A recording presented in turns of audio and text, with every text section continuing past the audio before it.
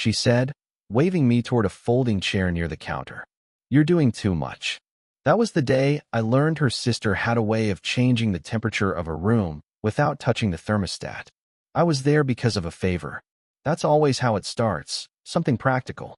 Her sister's car wouldn't start, and I worked at a small repair shop on the edge of town, the kind with one coffee machine that never quite tasted clean and a radio that only played old songs at the wrong volume. She said her sister might come by later to check on things. I nodded like it didn't matter. Then the bell over the door rang. She didn't rush in. She paused, like she was letting her eyes adjust or deciding whether she wanted to be there at all. Mid-40s, maybe a little older. Dark coat, hair pulled back loosely, a scarf she didn't need. Confident in a quiet way, no announcement, no smile for the room. Just presence. Her sister said her name. I won't write it yet. It feels too personal, even now. She looked at me for half a second longer than necessary. Not flirtatious. Evaluating. Like she was trying to figure out if I was competent or harmless, or both. I straightened without meaning to, wiped my hands on a rag that was already ruined. So you're the one fixing my mess, she said. Her voice was calm, steady, practiced. The kind of voice that didn't rush to fill silence. I wouldn't call it a mess, I said, immediately regretting how fast the words came out. Just worn wiring. She raised an eyebrow. Not amused. Not unimpressed either. Somewhere in between. Then she nodded once and turned to her sister. You always wait until it's dramatic, she said. Her sister grinned. I knew you'd come. They shared something there. History, shorthand, a rhythm I wasn't part of. I watched too closely. I knew that even then. While I worked, I could feel her behind me sometimes. Not staring. Just there. I kept dropping screws, over-tightening bolts, doing exactly what her sister had laughed about. Too much. When I finally stood up, I realized she was closer than I'd expected. Close enough that I could smell something clean and unfamiliar, like soap that wasn't sold in stores around here. She handed me a bottle of water without asking. You look like you're fighting the engine, she said. I am, I said. It's winning. That got a smile. Brief. Real. Gone almost immediately, like she'd forgotten she'd done it. Our fingers brushed when I took the bottle. Nothing dramatic. No spark you could point to. Just skin on skin, accidental, and her hand stilled for a fraction of a second before she pulled back. She didn't apologize. I did. Too quickly. Her sister watched us with that same grin. That's when she told me to sit. That's when she laughed. Later, when the car finally turned over and the shop went quiet again, she thanked me. Properly. Looked me in the eye when she did it. I said something forgettable in return. She walked out with her sister, the bell ringing again, the cold air following her like a second shadow. I didn't think much of it until that night. Until I realized I was replaying the exact way she paused before taking the water from me. Like she almost said something else and decided not to. I still don't know what that was. I just know I haven't stopped thinking about it. Her sister didn't call. The car didn't break down again. I told myself that when I stopped by the community center on my lunch break, it was because they still owed the shop paperwork. That was half true. The other half stayed quiet. She was there alone. The place smelled like dust and floor cleaner, the kind that tries too hard to feel cheerful. Folding tables lined the walls. Afternoon light came in through tall windows, catching on floating particles, making everything look softer than it was. She stood near a bulletin board, pinning something crooked and fixing it without smiling. She didn't look surprised to see me. That unsettled me more than if she had. Oh, she said. You again. Not unkind. Measured. I was nearby, I said, which wasn't exactly a lie. Your sister mentioned you might need help setting up for the fundraiser. She studied me for a second, like she was deciding whether to say no. Then she stepped aside and handed me a stack of flyers. If you don't mind, she said. The tables are heavier than they look. We worked in a careful rhythm. No touching. No jokes. Chairs scraped against the floor. Paper edges brushed my wrist when she passed me things. She kept her coat on, even though the room was warm.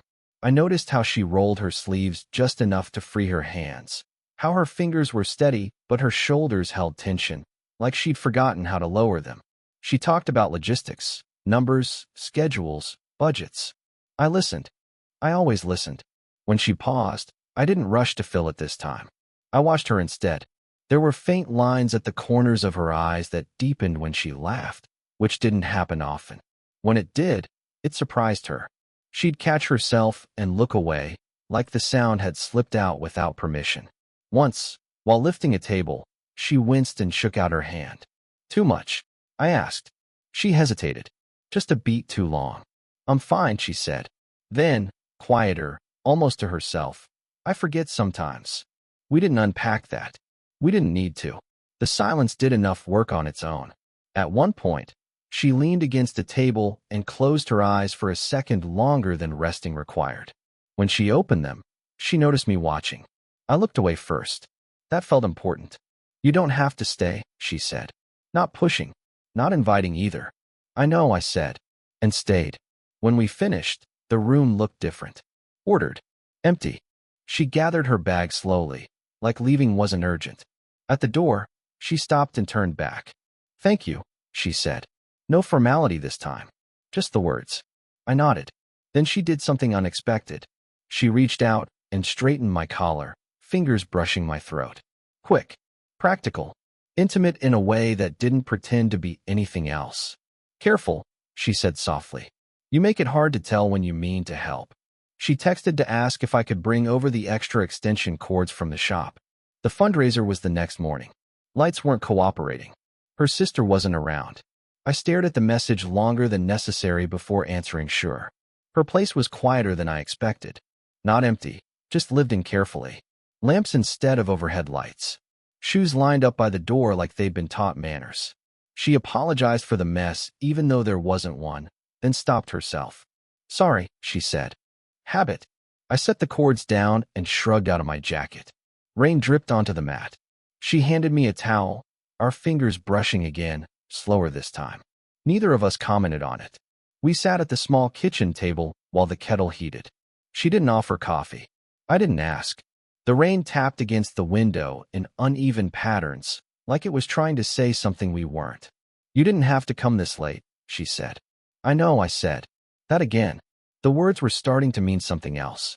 She smiled at that, then looked away. Her hands were wrapped around the mug when she poured the water, knuckles pale. I noticed the faint tremor and pretended not to. This thing tomorrow, she said. It matters more than it should. To you? I said. She nodded. To me. There was a pause. The kind that feels like standing at the edge of a sentence. I could have stepped into it. I felt the shape of the words before they formed. Instead, my phone buzzed on the table. Not mine. Hers. She glanced at the screen. The name there changed the way her shoulders set. She turned it face down without answering. You don't have to. I started. I know, she said too quickly. Then softer, not tonight. The kettle clicked off, forgotten. The room felt smaller. She stood to turn it off, and I stood too, for no good reason. We were close, too close for practicality.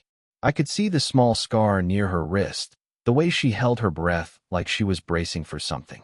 She laughed, suddenly, under her breath. This is inappropriate, she said. Not accusing. Observing. I nodded. Yeah. Neither of us moved. Outside, a car passed, headlights sliding across the wall. The light caught her face at an angle that made her look tired and young at the same time. She looked up at me then, really looked, like she was deciding whether to say something she couldn't take back. I leaned in just enough to feel the warmth of her, stopped before anything else could happen. She reached out, fingers catching in my sleeve. Not pulling me closer. Not letting me go. Then her phone buzzed again. She released me immediately. I should get some sleep, she said. I stepped back, picked up my jacket, nodded like this was normal. At the door, I hesitated, my hand on the knob, heart loud in my ears. I almost turned around. I didn't. Not intentionally. No dramatic avoidance. Just the kind of silence that grows legs and starts living on its own. I told myself it was relief. Space. The right thing. Every time my phone lit up, my chest tightened anyway. Then she showed up at the shop. Mid-morning. No rain this time. Sunlight cutting through the dust like it was trying to expose something.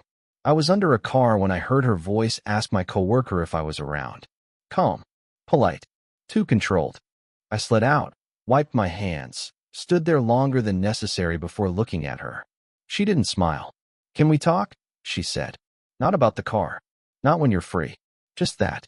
I nodded and led her to the back office, the one with the crooked desk and the chair that wobbled if you leaned too far. The door stayed open. That felt deliberate. She didn't sit.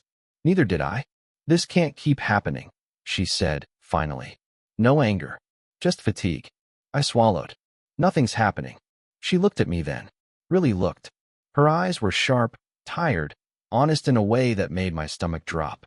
That's not what I mean, she said. Silence stretched. The radio hummed faintly from the front. Somewhere, metal clanged. Life continuing like we weren't standing in the middle of something fragile. I don't know what I'm doing, she went on, quieter now. I come up with reasons. I tell myself they're practical, that I'm just grateful, or lonely, or bored. She exhaled slow. And then I see you, and I feel like I'm watching myself from a distance, making choices I already know better than. I opened my mouth, closed it. My hands curled at my sides. I'm not asking you to fix anything, she said quickly.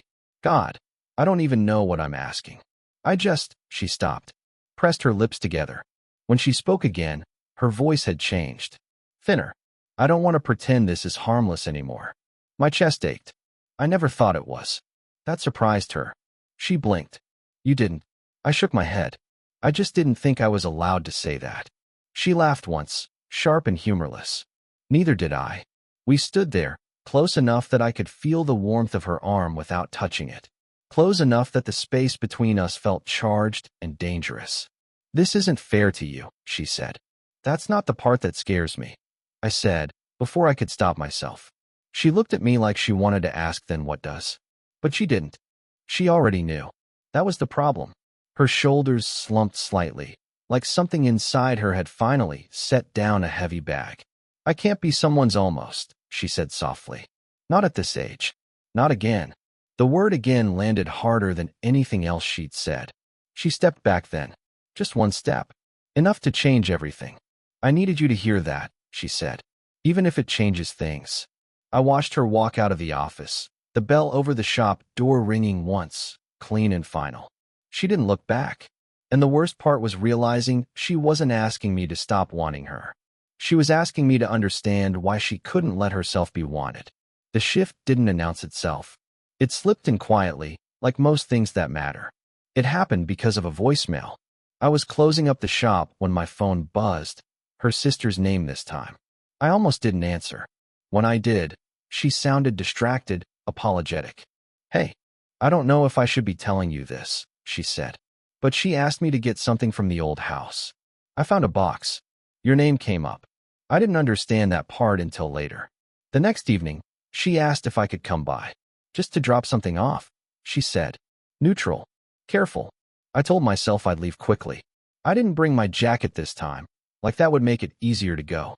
She was sitting on the floor when I arrived, back against the couch, a cardboard box open beside her. The place looked different, less arranged. Like she'd stopped correcting things. I wasn't sure if I should show you this, she said, without looking up. Inside the box were old photographs. Not loose, organized. Labeled in a handwriting that wasn't hers. A younger man smiled out of most of them. Dark hair. Familiar posture. Something in my chest tightened before I understood why. He died, she said simply. No build-up. No warning. 10 years ago. I nodded, because I didn't trust my voice. We were together for a long time, she went on. Long enough that I thought, well. She shrugged. You know, I didn't, not really. But I nodded again. She picked up one photo and held it out to me. The man was laughing, head tilted slightly, hand mid-gesture. It took a second to realize what was wrong. He stood like me. I don't mean physically, she said, reading my face. Not exactly. It's the way you pay attention. Like you're always waiting for something important not to be missed. That landed harder than anything else so far. I'm not him, I said quietly. Not defensive. Just stating it. I know, she said. Immediately. Too quickly. Then softer. That's what scares me. She set the photo down, hands trembling now, no effort to hide it. I told myself I was done with that version of myself, she said. The one who lets something in and rearranges her life around it. I promised I wouldn't do that again. I watched her swallow. Wait. Continue. And then you showed up, she said. And you didn't ask for anything. You just stayed. The room felt unbearably still. I sat down across from her, not touching, close enough to matter. I'm not asking you to carry that, I said. Whatever that is. She looked at me then, eyes glassy but steady. I know. That's the problem. She stood, walked to the window, rested her forehead against the glass for a moment. When she turned back, something in her expression had shifted, not softer, clearer. I needed you to know why I keep stopping myself, she said. Why I keep stepping back right when it feels, she shook her head. Unfair. I stood too, careful, slow. Thank you for telling me, I said. She nodded, lips pressed together, like she was holding something in place. As I left, she followed me to the door. Didn't touch me. Didn't need to. You don't remind me of what I lost, she said quietly, eyes on the floor. You remind me of what I survived. I walked out with that sentence lodged somewhere permanent, understanding for the first time that wanting her wasn't the most dangerous part. Being seen by her was. It didn't happen all at once. There was no moment where something snapped into place and stayed there. It happened in pieces. A few days after the box, she asked if I wanted to walk.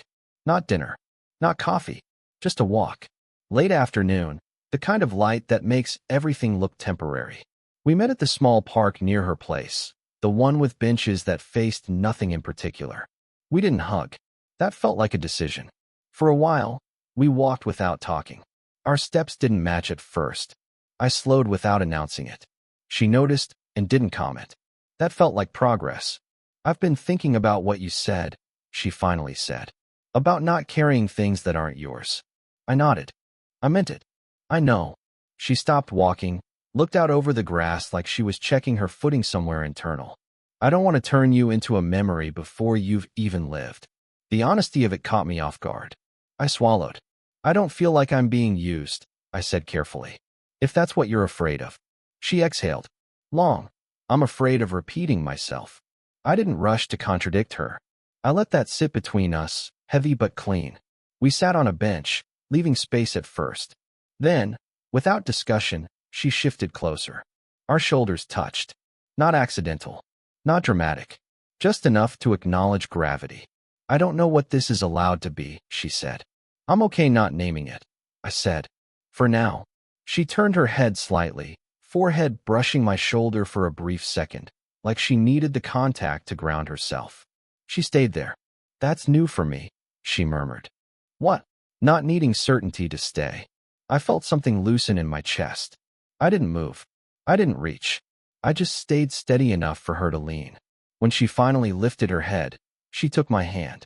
Not interlaced. Just held. Her thumb rested against my knuckle, absent-minded, like she forgot it was doing something important. I'm not promising anything, she said. I know, I said.